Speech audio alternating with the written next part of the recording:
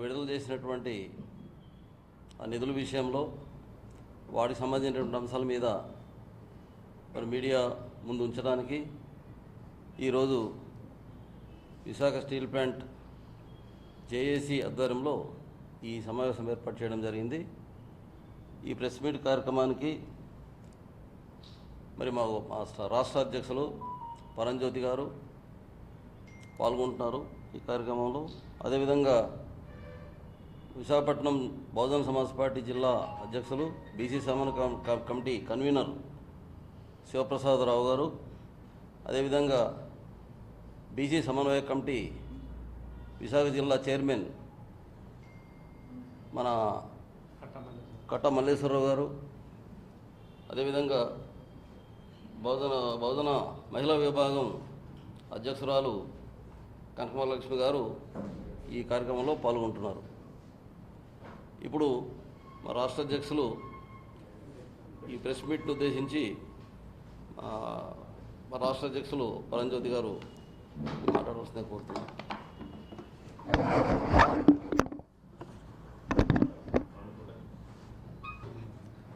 లకే రాజారావు, మాజీ MLA, Bahujan Samaj Party, steel plant joint action committee convener. అయితే స్టీల్ ప్లాంట్ ప్రైవేట్ పరం చేయకూడదు, అది కేంద్ర ప్రభుత్వ రంగ సంస్థగానే ఉండాలి, ఇనుప గనులు కేటాయించాలి, నిర్వాసితులకు ఉద్యోగాలు ఇవ్వాలి, నష్టపరిహారం ఇవ్వాలి. ఎందుకంటే అమరావతిలో భూములు ఇచ్చినటువంటి రైతులకి ప్లాట్లు తయారు చేసి ఇచ్చేంత వరకు సంవత్సరానికి 30,000 రూపాయలు చెల్లిస్తున్న ప్రభుత్వం మరి స్టీల్ ప్లాంట్కి భూములు ఇచ్చినటువంటి రైతులకి ఉద్యోగాలు ఎందుకు ఇవ్వరు? ఆ విధంగా ఎందుకు నష్టపరిహారం చెల్లించకూడదు? అంటే ఇక్కడ ఒక న్యాయం, అక్కడ ఒక న్యాయం. అంటే వాళ్ళు నచ్చిన దానికి ఒక న్యాయం, నచ్చిన దానికి మరో న్యాయం. తర్వాత ఇప్పుడు ప్యాకేజ్ ప్రకటించింది స్టీల్ ప్లాంట్ యొక్క సామర్థ్యాన్ని పెంచడానికి, ఉత్పత్తి పెంచడానికి, ఆ స్టీల్ ప్లాంట్ నిలబెట్టడానికి, లాభాల బాటలు నడిపించడానికి కోసం ప్యాకేజ్ ప్రకటించారు. అయితే ప్రకటించిన ప్యాకేజీ విషయంలో సంబరాలు జరుపుకుంటున్నారు, పాలాభిషేకాలు చేస్తున్నారు. చేయనివ్వండి, ఆ ప్యాకేజ్ కూడా మేము ఆహ్వానిస్తున్నాం, వాళ్ళకి ధన్యవాదాలు తెలియజేస్తున్నాం. కానీ అదే ప్యాకేజీ విషయానికి వచ్చినట్లయితే స్టీల్ ప్లాంట్కి 20,000 కోట్లు అప్పుల్లో ఉంది, బ్యాంక్ అప్పుల్లో ఉన్నది. ఆ బ్యాంక్ అప్పుల్లో వీళ్ళు ప్యాకేజ్ ప్రకటించినటువంటి 11,444 కోట్లు అప్పు చెల్లిస్తే ఇంకా మిగిలేదెంత? ఆ మిగిలిన డబ్బుతో ఏ విధంగా ఉక్కు సామర్థ్యాన్ని వాళ్ళు పెంచుతారు, ఉత్పత్తులు ఎలా పెంచుతారు? అది పెంచడం సాధ్యం కాదు. తర్వాత ఇప్పుడు వీఆర్ ఇస్తున్నారు, వీఆర్లు అవుట్ సోర్సింగ్ ఉద్యోగులు చేస్తున్నటువంటి వాళ్ళందరికీ కూడా వీఆర్లు ఇచ్చి వాళ్ళని బయటకు పంపించేస్తున్నారు. మరి వాళ్ళకు కూడా కాంపన్సేషన్ ఇవ్వాలి, ఏ డబ్బుతో ఇస్తారు? నెక్స్ట్ నిర్వాసితులకి నష్టపరిహారం లేదు, ఉద్యోగ అవకాశాలు లేవు. అంటే దీన్ని బట్టి మేము గమనిస్తున్నది ఏంటంటే బహుజనుల మీద ఈ కూటమి ప్రభుత్వం పగబట్టింది. ఎందుకంటే ప్రభుత్వ రంగ సంస్థలన్నీ కూడా ప్రైవేటీకరణ చేయడం ద్వారా దేశంలో నిరుద్యోగం పెరుగుతుంది. ఈ నిరుద్యోగం ఎంత పెరిగింది అంటే ప్రపంచంలోనే, ప్రపంచ దేశాలు ఏ దేశంలో లేనంత నిరుద్యోగం మన దేశంలో ఉంది. అది ఈ కూటమి ప్రభుత్వం యొక్క సాధించినటువంటి గొప్ప ఘనత. ఇది బహుజన సమాజం చెందినటువంటి ఎస్టీ, ఎస్సీ, బీసీ, మైనార్టీలు 90% మంది ఉన్న పేద వర్గాల యొక్క రాజ్యాంగపరంగా వారికి రావాల్సినటువంటి రిజర్వేషన్ల ద్వారా రావాల్సినటువంటి ఉద్యోగాలు లేకుండా చేసి నిరుద్యోగం పెంచాలి అనేటువంటి ఆలోచనతో వీళ్ళు బికారులుగా ఉంచాలి, తిండికి లేని వాళ్ళుగా ఉంచాలి అనేటువంటి ఉద్దేశంతోనే ఈ ప్రభుత్వం ఈ విధంగా ప్రయత్నం చేస్తుంది. అందుకబట్టి ఇది ఉక్కు సామర్థ్యం పెంచాలంటే వాళ్ళు అంటున్నారు మహా ఉక్కు సంకల్పం. ఇది మేమంటున్నాం, ఇది మహా ఉక్కు సంకల్పం కాదు, ఇది తుక్కు సంకల్పం అంటున్నాం. మేము నెంబర్ 1 ఉక్కు దేశంలోనే నెంబర్ 1 ఉక్కును ఉత్పత్తి చేస్తున్నటువంటి స్టీల్ ప్లాంట్ని ప్రైవేటు పరం చేయాలని ఎందుకు కోరుకుంటున్నారంటే స్టీల్ ప్లాంట్ అవసరం లేదు, దానికి సంబంధించినటువంటి వేలాది ఎకరాల భూములు అదానికి కావాలి, అదాన్ని సొంతం చేయడానికి వాళ్ళు ప్రయత్నం చేస్తున్నారు. కానీ joint action committee, Visakha steel plant joint action committee చూస్తూ ఊరుకోదు. మేము అప్రమత్తంగా ఉన్నాము, మీ యొక్క కుట్రలు మేము పసిగడుతున్నాము. ఖచ్చితంగా మీరు బహుజన సమాజం మీద మీరు పగబెట్టారు, మా బతుకులు నాశనం చేసేందుకే మీరు నిర్ణయించుకున్నారు. కానీ మీకు అధికారం లేకుండా అధికారం దించడానికి కోసం మేము జాయింట్ యాక్షన్ తరఫున ప్రజల్ని మొత్తం సమాయత్తం చేసి ప్రజలందరినీ కూడా అప్రమత్తం చేసి ఓటు తిరుగుబాటు ద్వారా మీ అధికారాన్ని కూలుస్తామని చెప్పి కూడా మేము ఈ సందర్భంగా జేఏసీ తరఫున మేము హెచ్చరిస్తున్నాం. మరి అది కాదు, మేము ప్రజల పక్షం ఉన్నాం, ప్రజలకు ఎన్నికల సమయంలో ఇచ్చినటువంటి హామీని నిలబెట్టుకుంటామనేటువంటి నీతి ఏమాత్రం మీకున్నా, ఏమాత్రం మీరు ఇచ్చిన హామీల మీద మీకు నమ్మకం ఉన్నా మీరు ముందు ఇనుప గనులు కేటాయించండి, స్టీల్ ప్లాంట్కి ఇనుప గనులు కేటాయించండి. మొదలుపెట్టినటువంటి స్టీల్ ఫ్యాక్టరీకి, స్టీల్ కంపెనీ నవీన్ మిట్టల్ కంపెనీకి ఏమో మీరు బొగ్గు గనులు ఇవ్వండి, ఇనుప గనులు ఇవ్వండి అని చెప్పేసి ప్రధానమంత్రి అడిగినటువంటి చంద్రబాబు నాయుడు గారు మరి స్టీల్ ప్లాంట్ విషయంలో ఇనుప గనులకు ఇవ్వాలి, కేటాయించాలని చెప్పేసి ఎందుకు అడగలేదు? దీన్ని బట్టే బహుజనుల మీద ఈ కూటమి బీజేపీ ప్రభుత్వం పగబట్టిందని చెప్పడానికి ఇదే కారణం. అందుకప్పుడు ఇనుప గనులు కేటాయించాలి, నిర్వాసితులకు ఉద్యోగాలు ఇవ్వాలి, అవుట్సోర్సింగ్ ఉద్యోగులు పెర్మనెంట్ చేయాలి. తర్వాత అప్పులు, వడాఫోన్ ఉంది ప్రైవేట్ కంపెనీ, ప్రైవేట్ కంపెనీల యొక్క అప్పుల్ని, ప్రైవేట్ కంపెనీల యొక్క వేలాది కోట్ల అప్పుల్ని ప్రభుత్వం తన వాటాగా మార్చుకొని ఆ అప్పులు ప్రభుత్వమే చెల్లిస్తుంది. మరి స్టీల్ ప్లాంట్ అప్పులకు సంబంధించి ఎందుకు చెల్లించకూడదు? దీన్ని బట్టి ఈ ప్రభుత్వాలకు చిత్తశుద్ధి లేదు. ఈ కూటమి ప్రభుత్వంలో భాగంగా ఉన్నటువంటి తెలుగుదేశం ప్రభుత్వాన్ని కానీ, జనసేనకు కానీ, బీజేపీ ప్రభుత్వానికి కానీ చిత్తశుద్ధి లేదు. మీకు చిత్తశుద్ధి ఉంటే బొగ్గు గనులు కేటాయించాలి, ఈ ప్రైవేట్ కంపెనీల యొక్క అప్పులు చెల్లిస్తున్నట్టుగా మీరు స్టీల్ ప్లాంట్కు ఉన్నటువంటి మొత్తం అప్పులన్నీ కూడా మీరు చెల్లించండి, అది మీ వాటాగా మీరు తీసుకోండి, ఆ అప్పులు మీరే చెల్లించండి.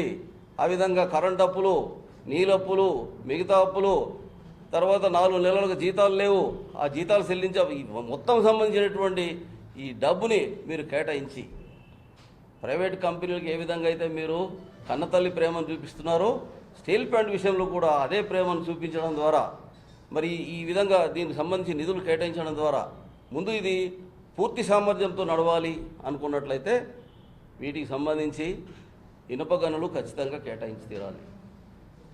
చాలా కాలంగా కార్మిక సంఘాలు అడుగుతున్న ఇనుప గనులు కేటాయించమని, దానివల్ల అప్పులు, ఈ అప్పులు పూర్తి బాధ్యత ఎవరిది? కేంద్ర ప్రభుత్వం యొక్క చేతగానితనం వలన, నిర్లక్ష్యం వలన, పథకం ప్రకారం ఇది ప్రైవేటు పరం చేయాలి, ఈ భూములనేమో అదాని సొంతము లేకపోతే జిందాల్ సొంతము, కార్పొరేట్ వ్యాపారస్తులు సొంతం చేయడానికి కోసం వీళ్ళు ప్రయత్నం చేస్తున్నారు. మా పంతం ఏమిటంటే జేఏసీ పంతం, ప్రజల పంతం ఈ భూముల్ని కాపాడటం, ప్రైవేటీకరణ జరగకుండా చేయడం. అందుకాబట్టి బీజేపీ కూటమి ప్రభుత్వాన్ని మేము హెచ్చరిస్తున్నాం. విశాఖ ఉక్కు నెంబర్ 1 ఉక్కు, ఊరు మాది, ఈ భూమి మాది, ఈ భూమి సొంతం కానివ్వమని చెప్పేసి మీకు హెచ్చరిస్తున్నాం.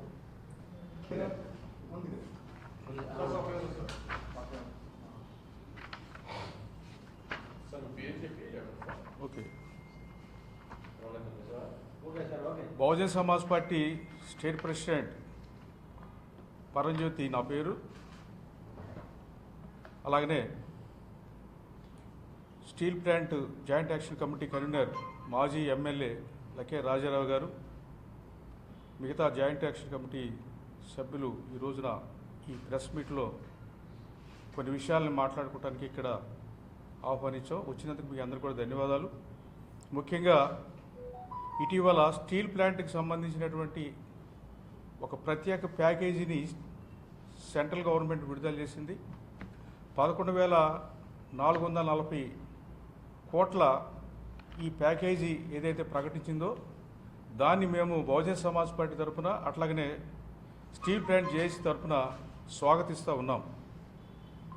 అలాగనే ఈ ప్యాకేజీ రావడానికి కృషి చేసినటువంటి చంద్రబాబు నాయుడు గారిని కూడా మేము అభినందిస్తూ, అదేవిధంగా చంద్రబాబు నాయుడు గారు కూడా తన ఎన్నికల వాగ్దానాన్ని ఏదైతే తెలుగు జాతి ప్రతీకగా ఉన్నటువంటి స్టీల్ ప్లాంట్ని ప్రైవేటీకరణ ఆపుతానని, అలాగనే స్టీల్ ప్లాంట్ని సమర్థవంతంగా పూర్తి సామర్థ్యంతో పనిచేయిస్తానని ఇచ్చినటువంటి హామీ మేరకు మరి ఈ ప్రత్యేక ప్యాకేజీని మరి ప్రధానమంత్రి మోడీతో కలిసి మాట్లాడి విడుదల చేయించినందుకు స్టీల్ ప్లాంట్కి తాత్కాలికంగా మంచి జరుగుతుందని చెప్పి నేను భావిస్తున్నాను.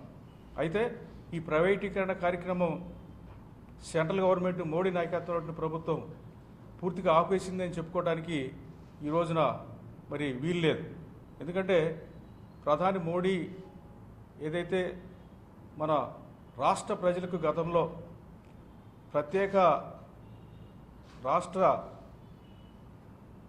ప్రత్యేక హోదా హామీని ఏదైతే ఇంతకుముందు ఇచ్చి మరి మాట తప్పి దాని గురించి పక్కన పెట్టాడో, అదేవిధంగా అమరావతి రాజధాని అని చెప్పేసి ప్రారంభోత్సవం జరిగిన తర్వాత కూడా దాన్ని పట్టించుకోకుండా ఒక రాజధాని లేనటువంటి రాష్ట్రంగా ఇది ఏర్పడుతున్నప్పుడు దాన్ని మౌనంగా ఉన్నాడో, ఇటువంటి అంశాలను మనం గమనించినప్పుడు మరి ఈ స్టీల్ ప్లాంట్ని ప్రైవేటీకరణ అనేటువంటి అంశాన్ని పక్కన పెడతాడు, ఇప్పుడు ఇచ్చినటువంటి మాట మీద నిలబడతాడనేటువంటి నమ్మకం అయితే మాకైతే లేదు. కాబట్టి ఆ విధంగా ఉండాలంటే నిజంగా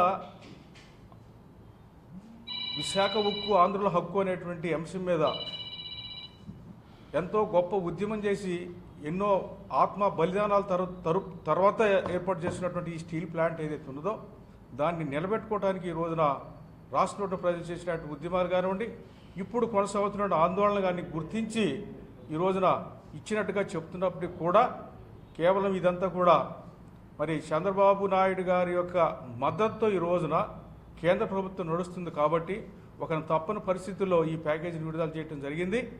అయితే మరి రాబోయేటువంటి ఎన్నికల్లో మరొకసారి ఇప్పుడున్నటువంటి ఈ రాష్ట్రంలో కూటమి ప్రభుత్వం, చంద్రబాబు నాయుడు గారి ఆధ్వర్యంలో కూటమి ప్రభుత్వం మళ్ళీ ఓడిపోకుండా గెలవాలంటే ఖచ్చితంగా ఆంధ్ర రాష్ట్ర ప్రజల యొక్క అభిష్టం మేరకు దీన్ని ప్రైవేటీకరణ ఆపితేనే సాధ్యం అవుతుంది.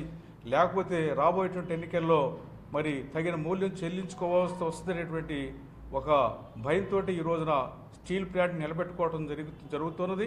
ఇది ఆంధ్ర రాష్ట్ర ప్రజల విజయంగా మేము భావిస్తూ ఉన్నాం. కేవలం ఇది రాజకీయ పార్టీలు రాజకీయాల కోసం చేసేటువంటి ఏదైతే ఈ ఈ ఈ స్టీల్ ప్లాంట్ని చేస్తున్నటువంటి విషయాలు ఏవైతే ఉన్నాయో దీనికంటే ముందుగా ఈ రాష్ట్ర ప్రజలు నిలబెట్టుకున్నందుకు వాళ్ళకి ధన్యవాదాలు తెలియజేస్తూ, ఇదే విధంగా ఈ స్టీల్ ప్లాంట్ని ప్రైవేటీకరణ అనేటువంటిది మేము జరగనివ్వనేటువంటి ఒక హామీ నిజంగా ప్రజలకు ఇచ్చింది. అది నిలబెట్టుకోవాలంటే ముందుగా ఈ స్టీల్ ప్లాంట్కి ఏదైతే ఇనుప ఖనిజ గనులు క్యాప్టివ్ మైనింగ్ కోసం తప్పకుండా కేటాయించాలి. కేటాయించినప్పుడు మాత్రమే దీన్ని ప్రైవేటీకరణ దిశగా దీన్ని భవిష్యత్తులో కూడా తీసుకువెళ్ళడం అనేటువంటి హామీ అనేటువంటిది ప్రజలకు ఇచ్చినట్టుగా వీలవుతుంది. కాబట్టి మరి మేము ఈ రోజున చెప్తున్న విషయం ఏంటంటే ఖచ్చితంగా క్యాప్టివ్ మైన్స్ని ఈ రోజున ఏర్పాటు చేయాలి ఈ విశాఖ ప్లాంట్కి అనేటువంటిది. మరొక అంశం ఏంటంటే కేవలం 11,440 కోట్లు మాత్రమే ఈ రోజున ఒక ప్యాకేజీగా ఇచ్చి మరి ఇదేదో స్టీల్ ప్లాంట్కి మేము గొప్ప ఏదో కనివిని ఎరుగునటువంటి ఒక గొప్ప అవకాశం కలిగించామని చెప్పడం అనేటువంటిది చాలా విడ్డూరంగా ఉంది ఒక పక్కన. ఎందుకంటే బీజేపీ అధికారంలో వచ్చినప్పుడు ఈ కేంద్ర ప్రభుత్వం దాదాపుగా 14 లక్షల కోట్ల రూపాయలు బ్యాంకులు ఎగ్గొట్టేటువంటి పారిశ్రామికవేత్తలకు వాటిని రైట్ ఆఫ్ చేశారు. ఆ అప్పులను మొత్తం కూడా మాఫీ చేశారు కేంద్ర ప్రభుత్వం. కానీ ఈ రోజున మరి ఆంధ్ర ప్రజలకి మేము కానుకో ఇస్తున్నామని చెప్పినటువంటి ఈ 11,440 కోట్లు మాత్రమే ఇచ్చి మరి 20,000 అప్పున్నటువంటి బ్యాంకు రుణాన్ని ఈ రోజున మాఫీ చేయలేకపోయారు. అలాగనే ఇంకొక వైపును చూస్తుంటే కనీసం ఈ రోజున స్టీల్ ప్లాంట్లో ఉన్నటువంటి ఉద్యోగులకి నెలవారీ జీతాలు కూడా ఇవ్వలేనటువంటి పరిస్థితిలో ఈ రోజున కేంద్ర ప్రభుత్వం ఉందంటే ఇది సిగ్గుపడాల్సిన అంశం. ఇది కేంద్ర ప్రభుత్వం అనేటువంటిది దాని యొక్క ఏదైతే ఉద్యోగులు దానికి సంబంధించిన ప్రత్యేకంగా కేంద్ర ప్రభుత్వం నడుపుతున్నటువంటి యాజమాన్యం కింద ఉన్నటువంటి ఉద్యోగులకి 4 నెలల నుంచి సరైనటువంటి జీతాలు ఇవ్వకపోవడం అనేటువంటిది ఈ బీజేపీ ప్రభుత్వం యొక్క అసమర్థత కాదని చెప్పి నేను ఈ రోజు మేము ప్రశ్నిస్తా ఉన్నాను. అంతేకాదు గతంలో ఇప్పుడు నడుస్తున్నటువంటి ఏదైతే స్టీల్ ప్లాంట్కి నష్టాలు వస్తున్నాయని చెప్తున్నా కూడా, లేదా ఈ ప్యాకేజీ వచ్చిన తర్వాత కూడా మళ్ళా నష్టాలు వస్తాయని చెప్పి మరో రకంగా మరి ఈ స్టీల్ ప్లాంట్ని మళ్ళా ప్రైవేటైజ్ చేస్తామని చెప్పేసి ఏదన్నా మళ్ళీ మాట మార్చడానికి కూడా అది పూర్తిగా కేంద్ర ప్రభుత్వాన్ని బాధ్యత అని చెప్పి మేము ఈరోజు తెలియజేస్తున్నాం. ఎందుకంటే కేంద్ర ప్రభుత్వ యాజమాన్యం కింద నడుస్తున్నటువంటి ఈ స్టీల్ ప్లాంటు నష్టాలు వస్తే బాధ్యత కేంద్ర ప్రభుత్వం వహించాలి, కానీ దాన్ని కార్మికుల మీద నెట్టివేయడమో లేకపోతే మరో కారణం చెప్పి దాన్ని మళ్ళీ ఇంకొకసారి మరి ప్రైవేటు దిశగా దీన్ని తీసుకెళ్ళడం అనేటువంటి అంశం ఏదన్నా వస్తే పని అయితే దానికి పూర్తిగా బాధ్యత వహించాల్సినటువంటిది చంద్రబాబు నాయుడు గారు, అలాగనే కేంద్ర ప్రభుత్వం మోడీ ప్రభుత్వం బాధ్యత వహించాలని చెప్పి సందర్భంగా తెలియజేస్తున్నాం. అదేవిధంగా నిర్వాసితుల అంశం అనేటువంటిది మరి ఈ ప్యాకేజీలో ఏమాత్రం కూడా కనిపించలేదు. మరి దాదాపుగా 13,000 ఎకరాలు ఈ రోజున నిర్వాసితుల దగ్గర భూమిని ఈరోజు స్టీల్ ప్లాంట్కి ఇవ్వడం జరిగింది. దాదాపు 27,000 ఎకరాల్లో అత్యధిక భాగం ఈ రోజున నిర్వాసితులు ఇచ్చినా కూడా చాలా వరకు ఇంతవరకు వాళ్ళకి నిర్వాసితులకి సరైనటువంటి మరి పునరావాసం జరగలేదు. దాని మీద వాళ్ళు ఎప్పటి నుంచో ఉద్యమం చేస్తూ ఉన్నారు, కానీ దాని గురించి కూడా ఈరోజు పట్టించుకోవటం లేదు. కాబట్టి కేంద్ర ప్రభుత్వం తప్పకుండా పట్టించుకోవాలా. అలాగనే అమరావతి రైతులకు ఏ విధంగా అయితే కొంత భూమిని కేటాయించి మరి వాళ్ళకి కొంత అవకాశాలు కల్పించారో, మరి ఈ భూమిలో కూడా మిగులుగా ఉన్నటువంటి ఈ భూమిలో కూడా కొంత బాగానైనా సరే నిర్వాసితులకి అప్పగించి వాళ్ళకు కూడా ఒక ప్యాకేజీని ఏర్పాటు చేయాలని చెప్పి సందర్భంగా మేము కోరుతూ ఉన్నాం. కాబట్టి ఈ రాష్ట్ర ప్రజలందరూ కూడా రాబోయేటువంటి పరిణామాలన్నింటినీ కూడా గమనిస్తూ ఉంటారు. అలాగనే ఇప్పుడు ఈ ప్యాకేజీ ఏ విధంగా అమలు చేస్తారు, మరి సమర్థవంతంగా మరి 100% పనిని ఈ పూర్తి సామర్థ్యంతో ఈ స్టీల్ ప్లాంట్ పనిచేసేటట్టు విధంగా మరి ఎప్పుడు చేస్తారనేటువంటి విషయాన్ని ప్రజలు గమనిస్తూ ఉంటారు. ఏ విధమైనా సరే దీనిలో మరి డీవియేషన్ వచ్చే పని అయితే రాష్ట్ర ప్రజలు ఊరుకోరని, మళ్ళీ ఉద్యమిస్తారని, రాబోయే ఎన్నికల్లో తప్పకుండా గుణపాఠం చెప్తారని సందర్భంగా మరి తెలియజేస్తూ మరి ఈ రాష్ట్ర ప్రజలందరూ కూడా మరొకసారి ఉద్యమం ద్వారా ఏర్పాటు చేసుకున్నటువంటి ఏదైతే ఈ స్టీల్ ప్లాంట్ ఏదైతే ఉన్నదో మళ్ళా ఉద్యమం ద్వారా మాత్రమే దీన్ని కాపాడుకోగలం అనేటువంటి విషయాన్ని రుజువు చేసినందుకు రాష్ట్ర ప్రజలకు మరోసారి ధన్యవాదాలు చేస్తూ ముగిస్తున్నాను. జై భీమ్, జై భారత్. వచ్చిన తర్వాత ప్రభుత్వ సంస్థలే లేనప్పుడు ఇంకా రిజర్వేషన్ల కోసం ఆదివాసీలు, దళితులు, వెనుకబడిన తరగతులు కానీ వీరు మాట్లాడేటటువంటి అవకాశం లేకుండా చేస్తున్నారు. దానిని మేము తీవ్రంగా ఖండిస్తున్నాము. ఈరోజు స్వతంత్రం వచ్చి 76 ఏళ్ళు అయినప్పటికీ కూడా ఆదివాసీ సమాజం అయితే ఇప్పటి వరకు కనీసం మొదటి తరం ఉద్యోగస్తులు కూడా ఆర్థికంగా స్థిరపడేటటువంటి పరిస్థితి లేదు. ఈరోజు పనిచేస్తున్నటువంటి స్టీల్ ప్లాంట్లో పనిచేస్తున్నటువంటి సుమారుగా ఒక 2,000 మంది వరకు ఆదివాసీ ఉద్యోగులు ఉంటారు. వాళ్ళు ఇప్పుడు మొదటి తరం వాళ్ళని కూడా మొన్న తీసుకొచ్చినటువంటి కంపెనీ తీసుకొచ్చినటువంటి బలవంతపు విఆర్ఎస్ ద్వారా వాళ్ళని బయటకు పంపించేటటువంటి ప్రయత్నం చేస్తున్నారు. రెండో తరం ఎదిగేటటువంటి పరిస్థితి కూడా కనీసం లేనటువంటి పరిస్థితి. ఈ స్టీల్ ప్లాంట్ వాళ్ళకి వచ్చినటువంటి ఉద్యోగం ఆధారంగా ఈరోజు అనేక మంది పిల్లలు చదువుల గురించి వాళ్ళని ఒక ఉన్నత శిఖరాలకి తీసుకువెళ్ళడానికి కాంపిటేటివ్ ఎగ్జామ్స్ వాటికి సంబంధించి కొంతమంది అయితే బయట విదేశాలకు కూడా చదువుల కోసం ఈ ఉద్యోగాన్ని ఆధారంగా విదేశాలకు కూడా పంపించినటువంటి పరిస్థితి ఉంది. కానీ ఇప్పుడు మధ్యలోనే ఈ స్టీల్ ప్లాంట్ ప్రైవేటీకరణ అనేటటువంటి అంశం ఈరోజు ఆదివాసీలు, దళితులు, వెనుకబడిన వర్గాల యొక్క ఆర్థిక స్థితిగతిని, సామాజిక పరిస్థితుల్ని మరింత దిగజార్చే విధంగా ఉన్నాయి. ఒక్క ఈ స్టీల్ ప్లాంట్ ప్రైవేటీకరణ అనేది ఆగదు. ఇది మొత్తం ప్రభుత్వ రంగ సంస్థలంతా కూడా ప్రైవేటైజేషన్ చేసేటటువంటి దాంట్లో భాగంగానే ఇది ఒక కుట్రపూరితమైనటువంటి చర్యగా కొనసాగుతుంది. అంతేకాకుండా కేంద్ర ప్రభుత్వం ఓపెన్గానే మాట్లాడుతుంది. అంటే ప్రభుత్వ రంగ సంస్థలు మేము నడిపించడము, ఉద్యోగాలు ఇవ్వడము, వ్యాపారాలు చేయడము మా పని కాదు అని చెప్పేసి అంటున్నారు. ఈరోజు స్టీల్ ప్లాంట్ ఉద్దేశపూర్వకంగానే నష్టాల్లోకి నెట్టి దాన్ని ప్రైవేటీకరణ చేస్తున్నారు. ఈరోజు కేంద్ర రాష్ట్ర ప్రభుత్వాలు ఒక పూట జీతాలు ఇవ్వడానికి కోసం కూడా కనీసం ప్యూన్ ఒక మున్సిపల్ కార్మికుడు జీతం ఇవ్వాలన్నా కూడా ఇంకొక దగ్గర వెళ్ళి అప్పు తెచ్చే తీసుకొస్తున్నారు. అలాంటప్పుడు ఈ ప్రభుత్వాలు మూసేస్తారా? మీరు ప్రభుత్వాల యొక్క ప్రజా సంక్షేమం పట్టించుకున్నప్పుడు మీరు మీరు నడిపించవలసినటువంటి అవసరం లేదు. ఇది అవసరమైనటువంటి వాళ్ళు ఈ ప్రభుత్వం ఏ బహుజన కులాలకి ఎవరికి అవసరమో వాళ్ళని నడిపించుకుంటారు. మీ పెత్తనం ఏంది? మరి మీరు కూడా ఈ ప్రైవేట్ అంటే అప్పు తీసుకొచ్చే కేంద్ర రాష్ట్ర ప్రభుత్వాలు మీరు అప్పు తీసుకొచ్చి అదాని లాంటి వాళ్లకు మీరు వాళ్ళ రుణాలని మాఫీ చేస్తున్నటువంటి పరిస్థితులు ఉన్నాయి. కనుక ఈ ప్రైవేట్ పరం చేసేటువంటి స్టీల్ ప్లాంట్ ప్రైవేట్ పరం చేసేటటువంటి విషయాన్ని పక్కన పెట్టి లాభాల్లోని నడిపించడానికి దేశ ప్రగతికి అది ఎంత ఉపయోగపడుతుందో మీ అందరికీ తెలుసు. అది అదానికి అప్పచెప్పడానికి కోసం ఇది ఒక ఇంటర్నేషనల్ ఒక మార్కెట్ యార్డ్గా మార్చుకోవడానికి కోసం ఇక్కడ ఉన్నటువంటి స్టీల్ ప్లాంట్ కాదు వాళ్ళకి కావాల్సింది, ఇక్కడ ఉన్నటువంటి వేలాది ఎకరాల భూమి వాళ్ళకి కావాలి. ఇప్పటికే గంగవరం పోర్టు లాంటిది అదానికి అప్పచెప్పారు.